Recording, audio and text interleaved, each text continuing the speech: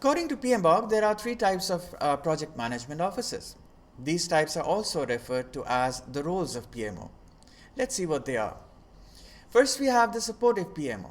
A supportive PMO provides guidance and support to project managers, but does not have direct control over the project. This type of PMO is often focused on providing resources, templates, and best practices to help project managers deliver their projects successfully. The second type is the controlling PMO. A controlling PMO has a more direct control over the projects within the organization, including the authority to assign resources and make decisions about project scope and priorities.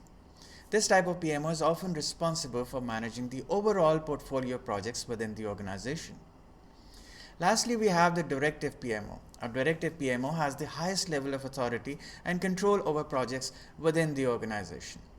This type of PMO is responsible for defining project scope, setting priorities, and making all decisions related to the project. Directive PMOs are often used in organizations where project management is a critical function and there is a need for a high level of control and oversight. It is important to note that the roles and responsibilities of PMOs can vary depending on the specific needs and goals of the organizations.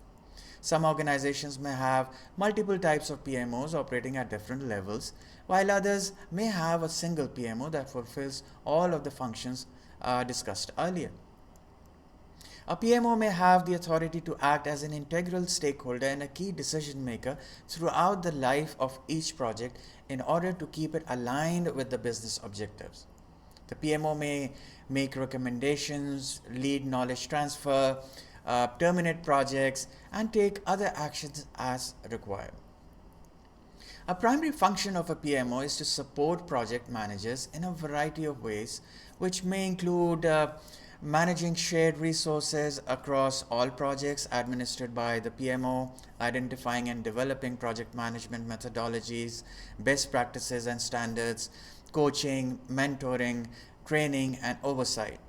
Monitoring compliance with project management standards, policies, procedures, and templates by means of project audit, developing and managing project policies, procedures, templates, and other shared documentations. It also includes functions also include coordinating communication across projects.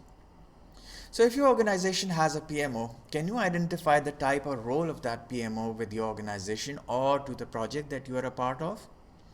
For the exam purposes, unless otherwise stated, always assume the organization which is mentioned in the question has a PMO and read the questions carefully to determine the type of PMO.